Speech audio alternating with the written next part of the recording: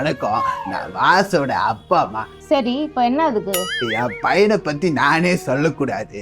அப்ப ஸ்கூல்ல வாசுவோட அப்பா யாருன்னு கேட்டா என்ன சொல்லுவீங்க? என் பையன் சொல்லுவேன்.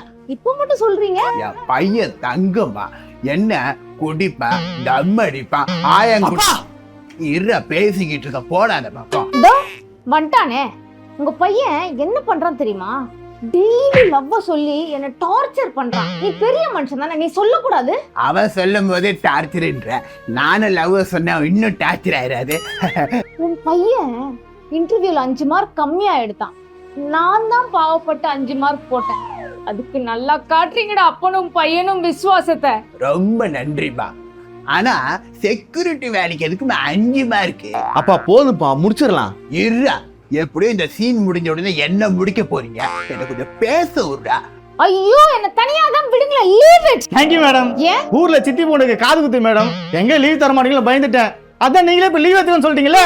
ஏய் போடா, இருக்கிற வெறுப்புல. அம்மா, நான் என்ன சொல்ல வரேன்னா, ஐயோ உனக்கு வெக்கமா இல்ல? டேய் என்னடி ஓவரா பேசுற? அடிங்கோயால. ஏன் நான் உன்னை லவ் பண்ணது உனக்கு தெரியாது? கீர்த்தி கீர்த்தி இப்படியே சுத்திட்டு இருந்தது உனக்கு தெரியாது? ஏய், ஒரு செகண்ட் போதுண்டி. பசங்க 1000 அடி தூரத்துல இருந்தாலும் அப்படியே பார்த்து கண்டுபிடிச்சிட மாட்டீங்க. இப்ப ஏன் நடிக்கிற? மரியாதையா நீ பேசுறதுக்கு எங்க அப்பாட்ட மன்னிப்பு கேளு. அப்பா அப்பா.